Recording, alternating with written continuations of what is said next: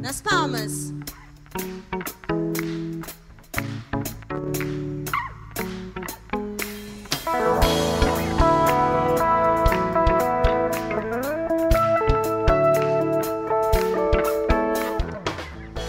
Evangelho segundo Marcos, capítulo número 5.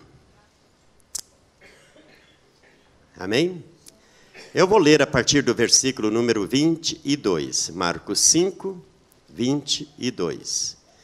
Eis que se chegou a ele um dos principais da sinagoga, chamado Jairo, e vendo-o, prostrou-se a seus pés e insistentemente lhe suplicou: minha filhinha está à morte. Vem, impõe as mãos sobre ela, para que seja salva e viverá.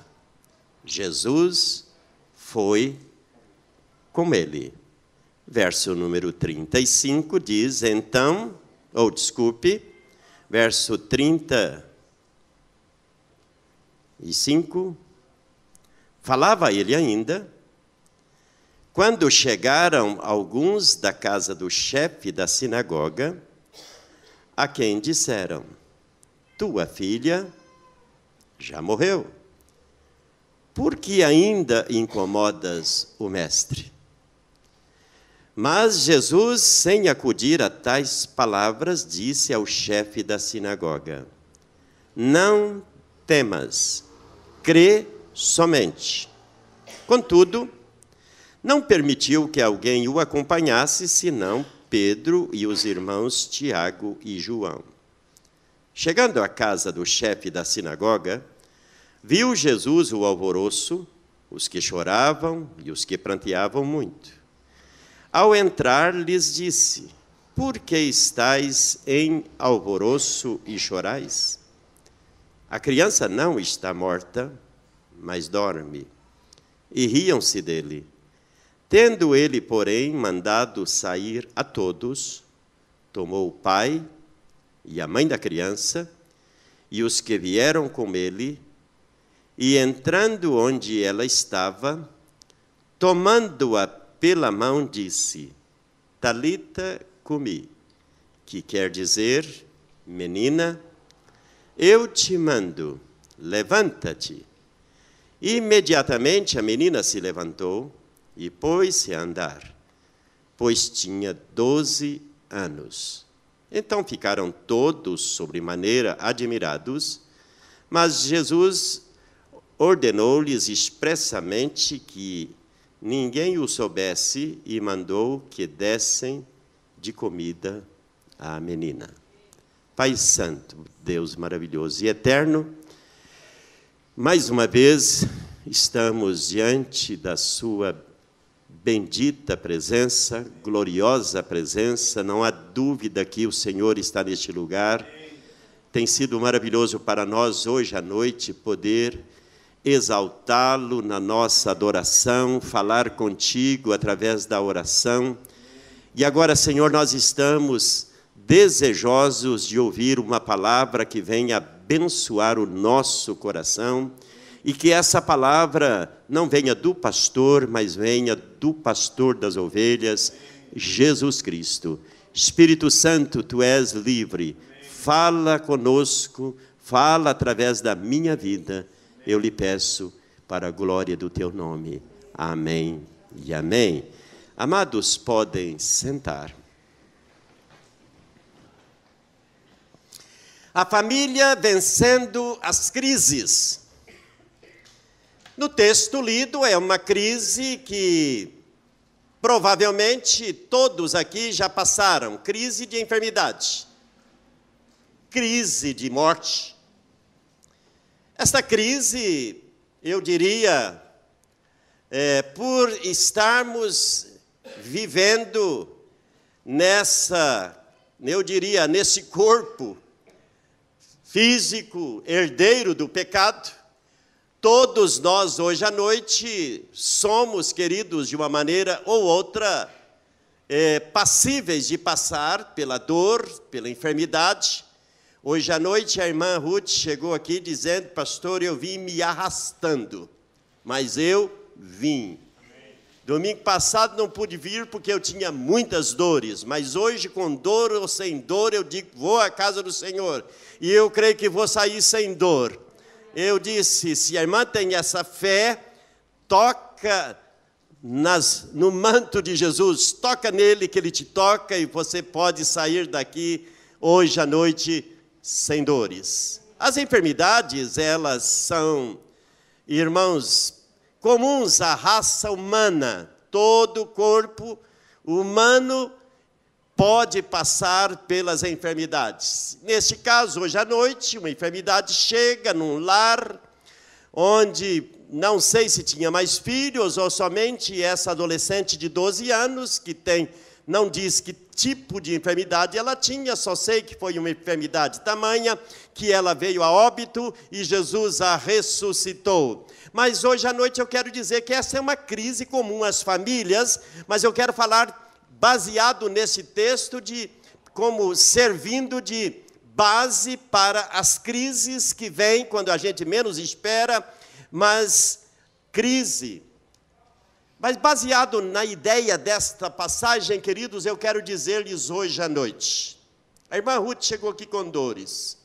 Essa dor está grave agora porque ela não é resultado que apareceu semana passada. Por exemplo, alguém, de repente, tem um tumor. Ou alguém tem um infarto. Alguém tem... mas por que a pessoa estava tão bom e de repente infartou? Ele não infartou porque ele estava tão bom. Ele estava num processo de infarto. Concorda? Ninguém infarta porque é tão bom e infarta. Ele provavelmente gostava, como muitos de nós gostamos, de um churrasquinho bem gordinho, aí, tá, né, com uma gordurinha daqui, e as veias foram criando, né, foram ganhando um pouco de gordura daqui, e vai ali, de repente, quando alguém infarta, porque... já é um processo longo. Se alguém tem um tumor, o tumor não surge de uma hora para outra. O tumor, na verdade, é um processo, às vezes de alguns anos, que aquilo vai se avolumando e vai crescendo até que surge e diz: a pessoa estava tão bem, tem um tumor, surgiu e logo veio a óbito. Assim, queridos, eu quero dizer-lhes hoje à noite, toda crise que nós vivemos e convivemos com ela dentro da nossa casa, da nossa família, é como uma doença, que quando começa a doer, porque já houve um processo. Toda crise é resultado de um processo lento, às vezes, que nós nem percebemos, mas quando surge, e aí traz dor, transtorno, traz tormento, sofrimento, desilusão, mas normalmente é resultado de um processo que vem lentamente. A família brasileira, assim como as famílias do mundo inteiro, sofre talvez a maior crise da sua história. Temos ouvido, nesses últimos dias, anos, por que não dizer, uma frase que parece que cada dia que passa tem mais simpatizantes. A família é uma instituição falida. Já ouviu falar isso? Família é uma instituição falida. Quando eu era ainda adolescente, no Brasil não havia divórcio. Divórcio é mais novo que eu. Havia o chamado desquite. Não havia divórcio. Não é verdade? Hoje, isso ficou tão comum que mais da metade dos matrimônios vão a divórcio. Não é uma questão da nação brasileira, é uma questão... irmãos, quase que global, crise. a família. Cerca de 70% dos adolescentes que estão... Hoje, como chama, Luiz? A antiga FEBEM, como chama hoje, vocês que são aí do meio de... Hã? Fundação Casa. Dizem numa pesquisa que mais ou menos 70% daqueles que hoje estão internados como adolescentes nessas casas, que tentam reabilitar um adolescente, sentaram no banco das igrejas evangélicas. Incrível, mas é verdade. Boa parte deles tem nomes que os pais deram, nomes da Bíblia. A família está em crise. De fato, esses dados revelam que alguma coisa muito séria está acontecendo, queridos, com essas duas instituições, que alguma coisa está falhando. Primeiro a família, o lar, lá. E a igreja também está falhando. Muitas igrejas aboliram a chamada escola bíblica dominical. Não tem mais escola. Nem faz uma EBF mais, não faz uma escola bíblica de férias. Não há mais evangelismo de criança, porque não acredita que evangelizar a criança vale a pena. Ensina a criança o caminho do Senhor, a palavra de Deus, e quando ela crescer não vai se desviar dele.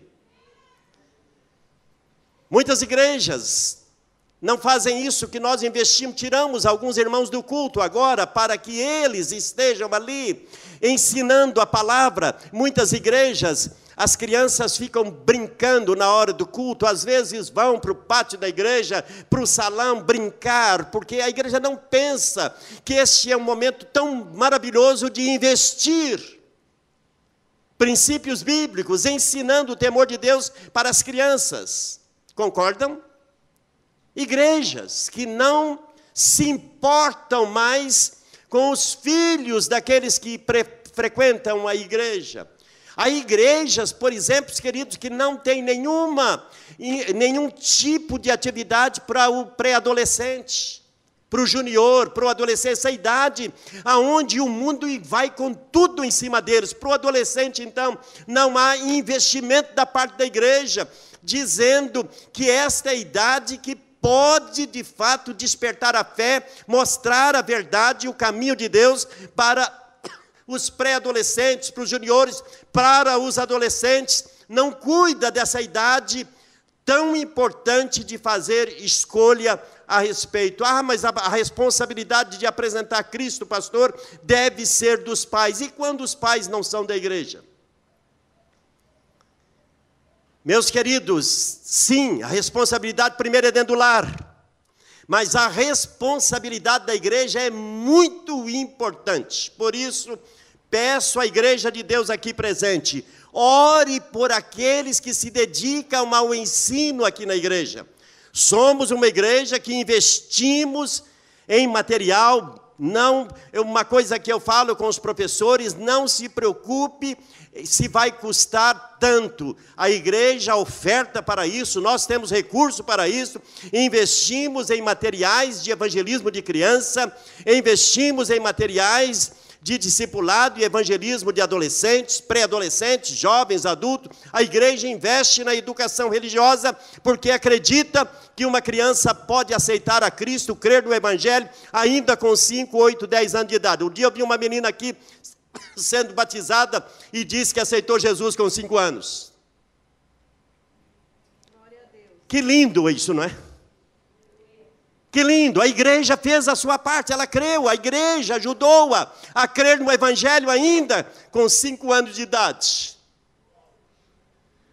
Por isso, irmãos, não podemos falhar. Pais aqui presentes, vocês não podem falhar. Nós estamos vivendo numa época aonde, irmãos, a igreja, muitas igrejas, fazem muitas festas, gasta muito dinheiro com muitas atividades, mas pouco com evangelismo direto, evangelismo prático, evangelismo direcionado, quando se dirige a cada idade.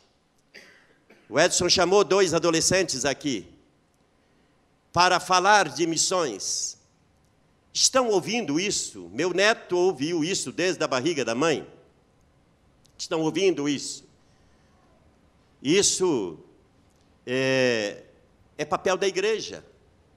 É papel da igreja. Estamos vivendo numa época difícil. Eis aqui alguns dos sintomas dessa degeneração da família que, irmãos, se nos apresenta nesses dias.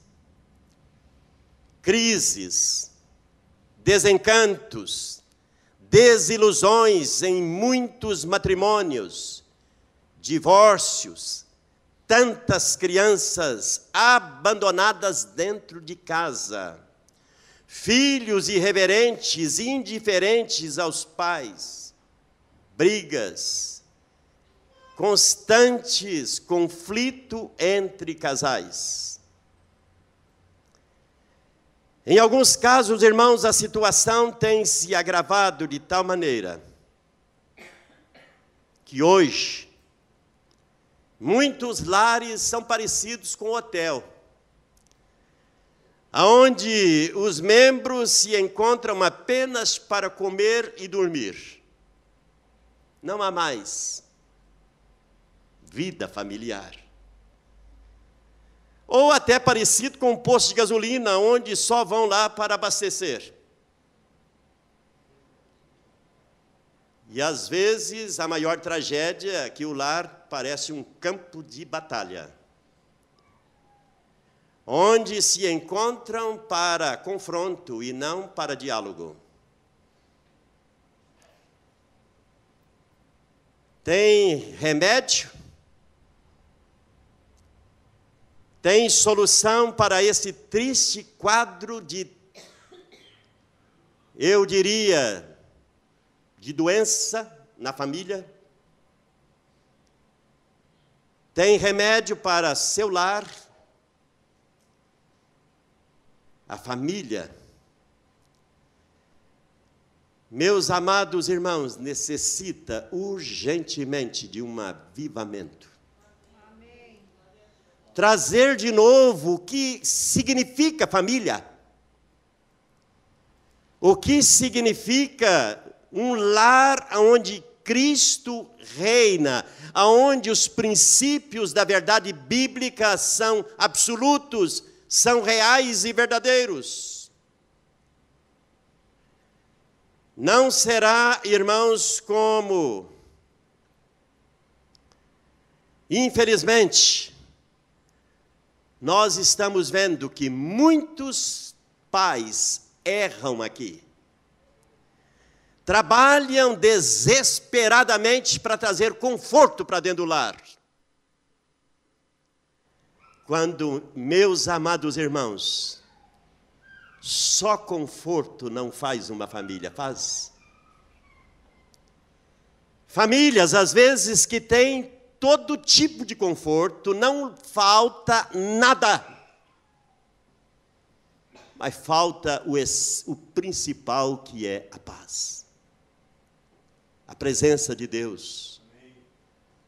Amor, perdão, respeito, diálogo, vidas que verdadeiramente vive o sentido de família. Um lar não pode ser feliz só baseado em conforto. A família, queridos, é um projeto divino. Nasceu no coração e mente de Deus. Não é um acidente histórico ou uma necessidade social ou ainda um sistema para funcionar. A família é a ideia do Criador. Deus inventou a família. Deus criou a família. Amém? Para Deus, é essencial no seu plano de fato, abençoar o mundo. E a bênção, no plano divino, é abençoá-lo através da minha e da sua família.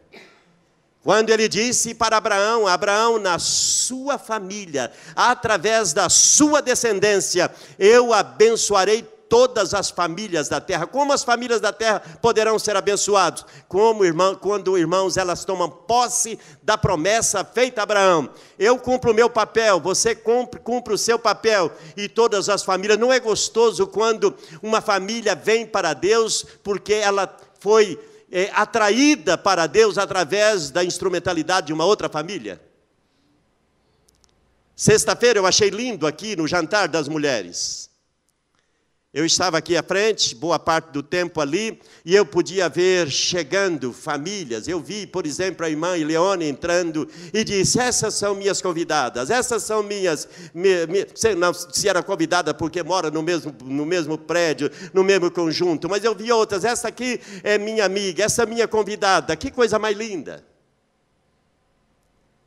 Irmãos, Deus quer abençoar as famílias a partir da sua família. Por isso, nessa noite, você não pode abrir mão. Tem que dizer, eu e a minha família vamos servir a Deus. Amém. Quero servir a Deus e quero que a minha família sirva a Deus comigo. E através da sua família, você entra na bênção abraâmica, que através da sua família, todas as famílias da terra seriam abençoadas. A família moderna, a família da nossa geração, não como um todo, mas vivemos famílias doentes. Famílias vivendo, irmãos, um verdadeiro alvoroço, conflito.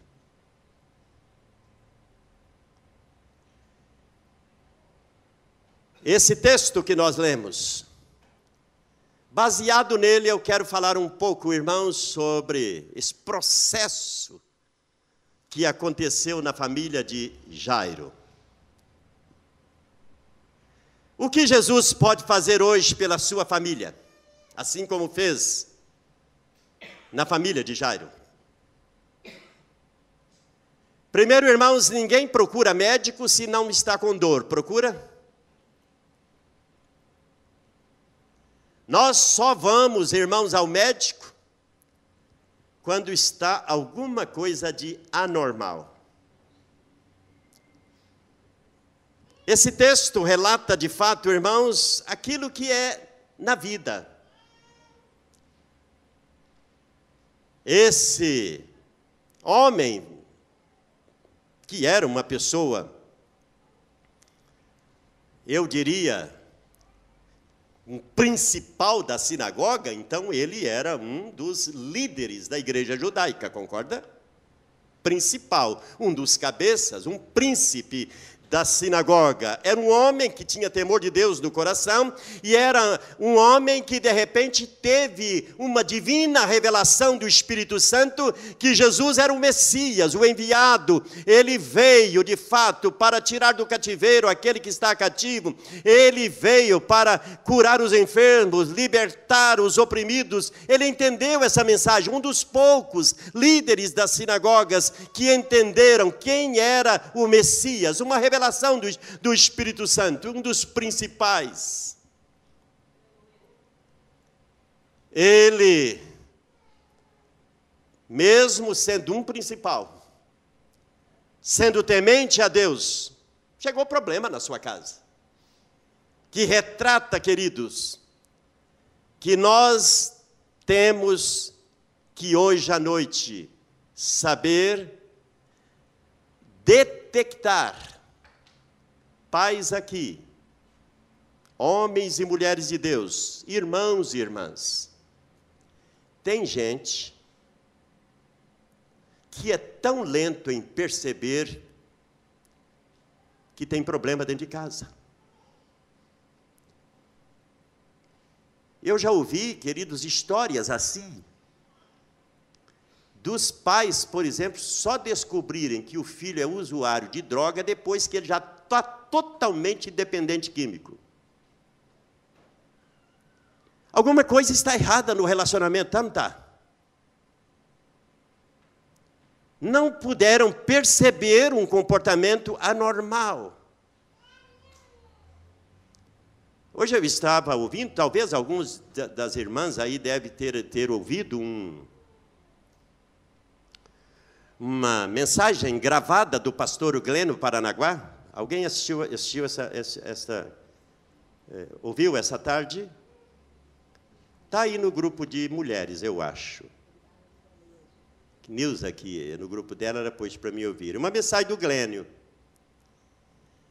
dizendo que as igrejas, se os pastores quisessem colocar no áudio das suas igrejas, a palavra dele deveria colocar. Ele disse, eu nunca podia imaginar que eu, no meu ministério, ia visitar uma família como eu visitei e sair de lá tão desesperado como eu saí, frustrado como eu saí.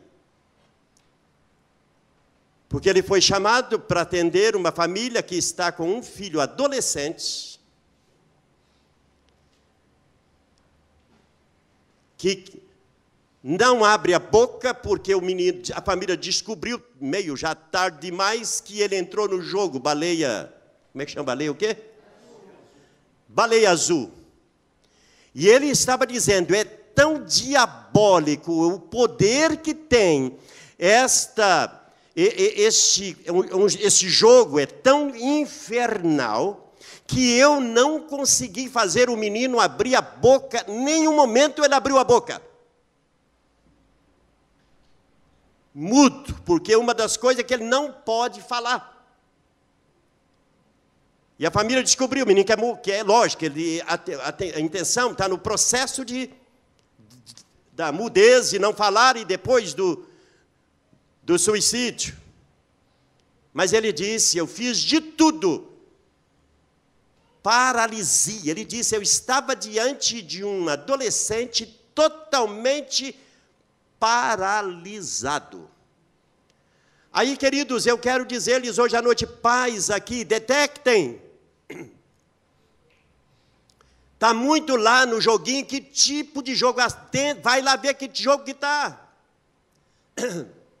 Se possível, para vacinar seu adolescente, faz com que, na hora que ele entrou para o quarto para dormir, que o telefone seja entregue a você, você vacina mais seu filho, se você puder fazer isso, para o bem dele.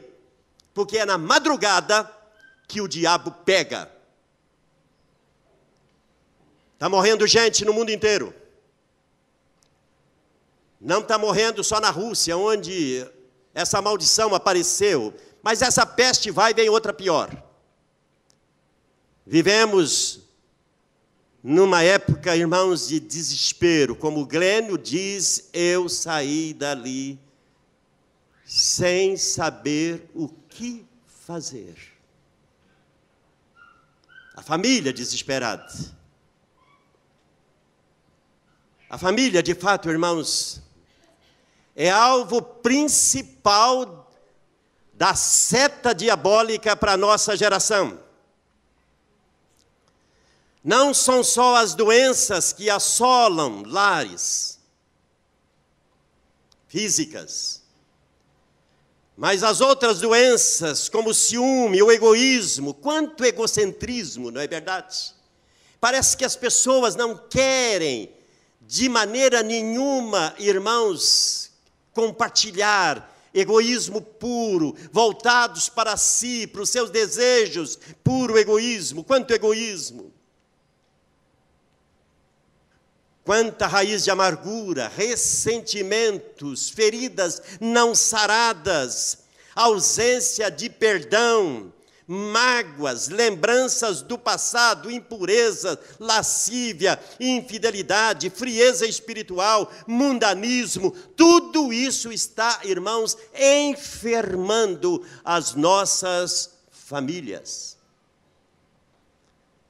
Quero dizer que o Glênio estava falando de uma família da igreja dele. Ele disse, é uma família, que eu sou pastor deles. Meu amado, não esqueça hoje à noite.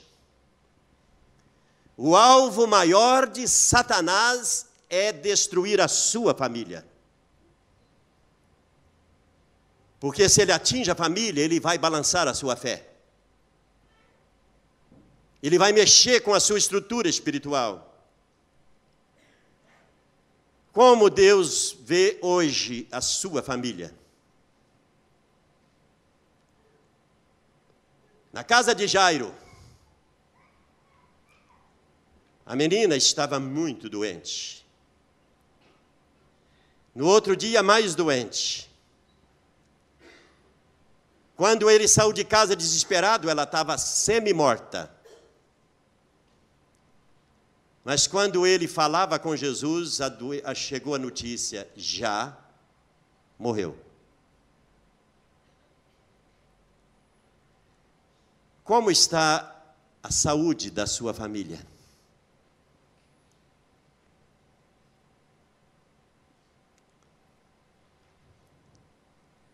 Nessa noite,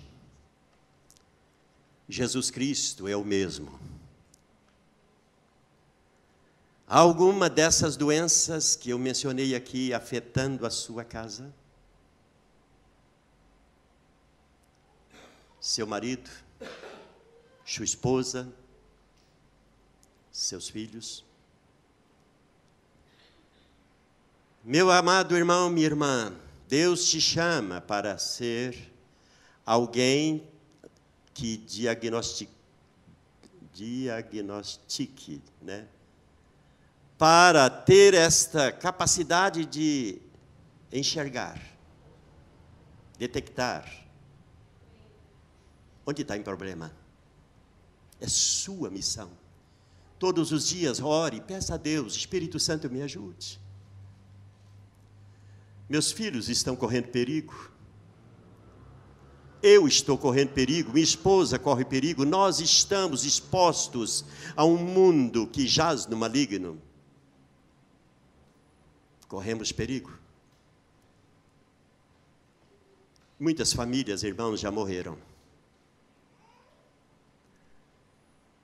Hoje à tarde, Deus trabalhou muito no meu coração para ajudar uma família a ressuscitar.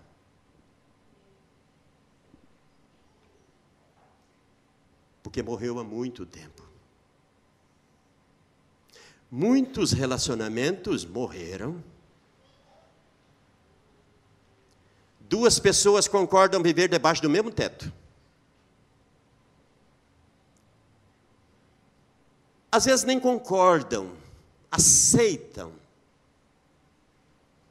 morar debaixo do mesmo teto. Mas por anos não existe mais matrimônio.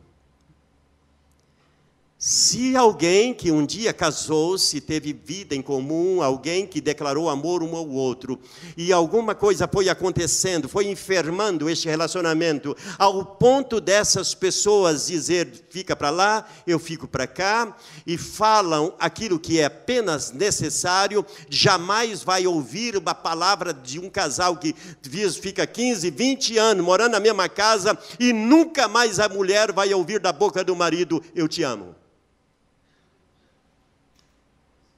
E ela dizer para ele, eu te amo. Eu fico imaginando, irmãos, a cena de alguém que está dentro da mesma casa, e ele chegou o momento, agora eu vou dormir. Ele entra no quarto, fecha a porta. A esposa diz, eu vou dormir, fecha no outro quarto, e fecha a porta, convive com isso por ano. Morreu. Satanás veio para matar, para roubar e para destruir. Romanos 6, 23 diz que o salário do pecado é a morte. Mas graças a Deus que o dom gratuito de Deus é a vida eterna em Cristo Jesus. Irmãos, muitas famílias estão vivendo mais sem o principal, que é o amor. É triste ouvir dizendo, pastor, não tem mais amor. Eu não estou falando do amor eros. Não estou falando do amor que se expressa através da relação sexual. Não é só isso. Isso é o ápice. Isso é que, eu diria assim, é que diz que alguém está bem. Porque sexo sem amor, para mim, é abuso. É usar o corpo do outro. Sexo só tem sentido para mim se for, de fato, expressão de amor. Se não, é apenas satisfação animalesca. Os animais satisfazem a sua sexualidade, mas não há amor, há instinto. E o homem não tem apenas instinto sexual, ele tem um dom dado por Deus de amar e expressar amor. Muitas coisas têm morrido em muitas famílias, irmãos. Tem morrido. Muitas coisas têm morrido, como o tempo. Antes, pastor, a gente tinha tanto tempo, hoje não tenho mais tempo. O tempo morreu.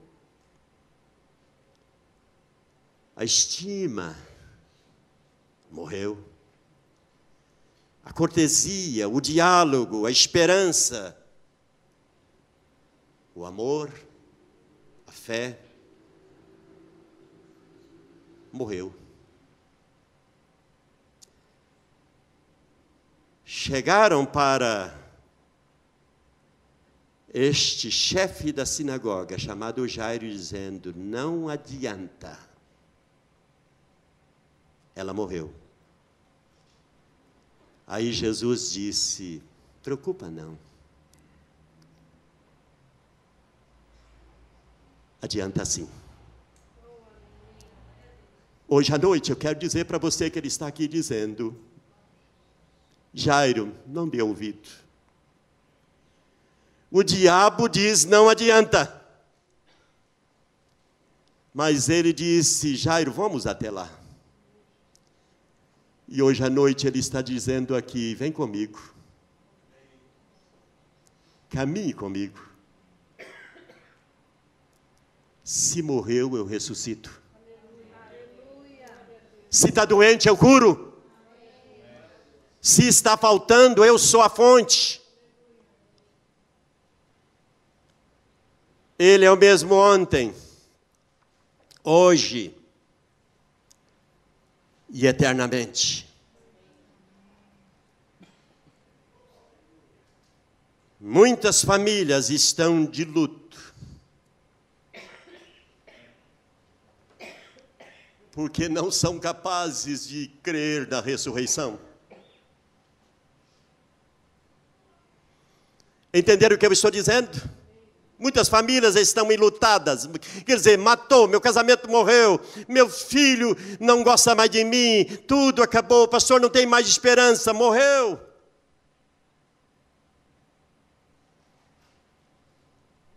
Porque não acredita que Ele é a ressurreição e a vida. Ele não apenas ressuscitará aquele que morre fisicamente e vai para o túmulo quando um dia ressuscitará, mas Ele continua ressuscitando sonhos, ressuscitando matrimônios, Ele continua restaurando, Ele continua fazendo milagres. Se o diabo veio para matar, roubar e destruir, João 10:10, Jesus veio para dar vida. A família, versículo 38, diz que a família estava ali em alvoroço. Quando Jesus chega, diz que havia um alvoroço tremendo. Uns choravam, outros conversavam, porque em velório é um lugar assim, enquanto uns choram, outros contam piada. Naquela época de Jesus, usava até contratar algumas mulheres choradeiras. Tem alguns velórios que nem precisa de contratar ninguém para chorar, que o povo chora, né?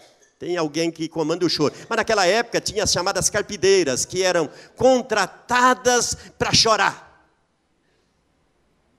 Mas aqui o texto diz que uns choravam, outros, eu creio, estava dizendo, será que não foi falta de cuidado? Alguma coisa aconteceu? Será que não foram culpados de ver que a menina estava doente? Tal. Então, uns ficam tentando arrumar explicação para a morte, outros culpando alguém por isso que aconteceu, e aqueles que simplesmente choram. Tem gente que chora em velório e nem sabe quem morreu. Está passando, tem um movimento, ele entra e se desaba ao mundo, começa a beijar o defunto, nem conhece o defunto, nem sabe quem é o parente, mas chora, porque é normal chorar em velório, não é verdade? Chora. Eu já contei aqui que o pastor Kratz, um grande amigo meu, um missionário da nossa igreja, irmãos, eu nunca vi alguém chorar daquele jeito. E ele abriu uma igreja em Curitiba com o ministério de velório. Ministério do velório. Ele começou a ler nas páginas, na época, o estado como chama o jornal aqui de Curitiba, do Paraná? A Gazeta do Povo. A Gazeta do Povo traz uma página lá anunciando falecimentos. E ele gostava de ler aquela...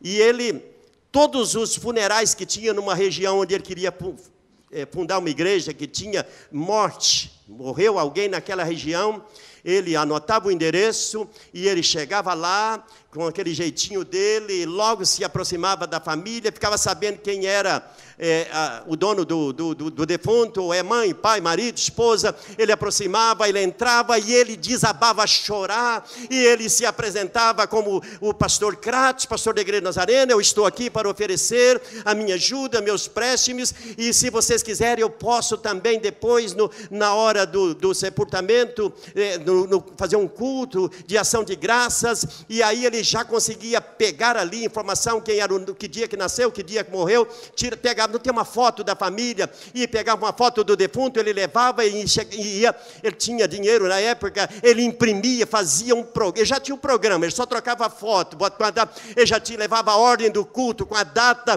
tudo, e a pessoa guardava aquilo, irmãos, e muitas pessoas converteram, e fundou uma igreja com o ministério do velório. Um dom maravilhoso, mas chorava, e ele chorava assim. Eu já fui em alguns dessas ocasiões com ele, e dele chorar, parecendo que ele era o dono do defunto, mas não tinha nada a ver, não tinha parentesco nenhum, mas ele tinha uma facilidade de chorar. Aqui nós encontramos uma ocasião como esta, que a vizinhança foi para chorar. Irmãos,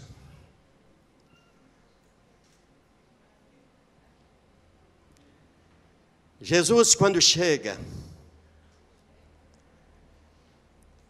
eu quero dizer para vocês que quando nós vamos atrás dele, ele vem conosco. Quando você vai atrás dele, quando você o procura, ele vai com você. Diz lá o texto que quando eles disseram, sua filha não tem mais jeito, ele disse, vamos. Ele foi. E quando você o convida para ir com você, pode estar certo. Tudo vai mudar. Quando Jesus chega, irmãos, Jesus muda todo o quadro. Jairo tem uma das mais lindas atitudes que se os principais, se os fariseus tivessem. Ele não apenas chega onde Jesus estava, mas ele chega no meio da multidão de pessoas e ele prostra-se aos pés de Jesus, ele o adora, reconhecendo que ele é Deus, era Deus e é Deus. e depois ele levanta e conta seu drama. Não há fonte melhor para te ajudar hoje à noite do que ir aos pés de Jesus. Meus queridos, Jesus foi com ele. Ele caminhou com ele. Ele sempre está disponível para os quebrantados e contritos de coração. Sempre Ele está disponível. É horrível quando a gente chega, né, irmã Ruth, e o médico diz assim, só vou estar disponível dia 2 de junho. Mas Jesus está disponível 24 horas.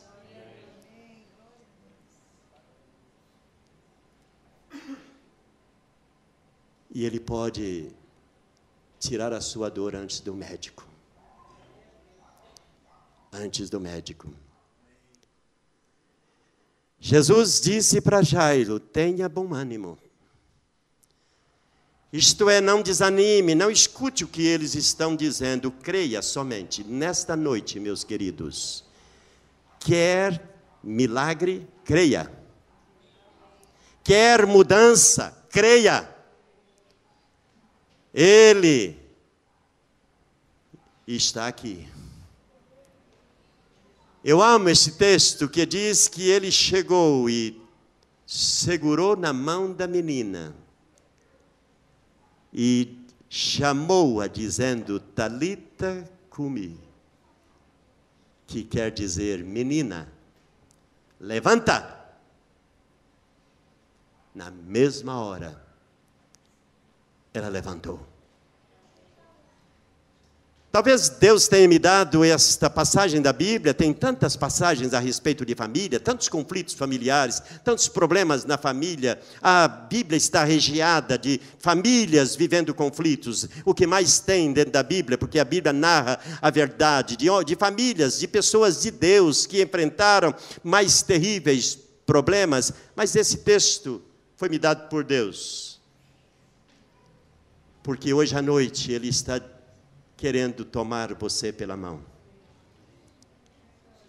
Está querendo levantar o seu ânimo, sua fé, sua esperança, sua certeza que Ele continua amando você. Ele pode trazer de novo tudo que lhe tiraram. Você crê que Ele restitui? Tudo que lhe tiraram, Ele pode trazer. Fiquemos em pé.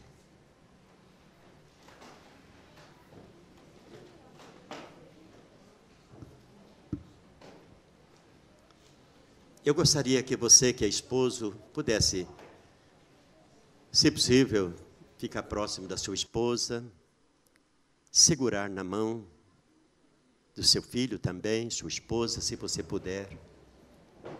Aproximar, ficar mais perto da sua família. Você, filho, fica aí perto de sua mãe. Este é um momento tão importante.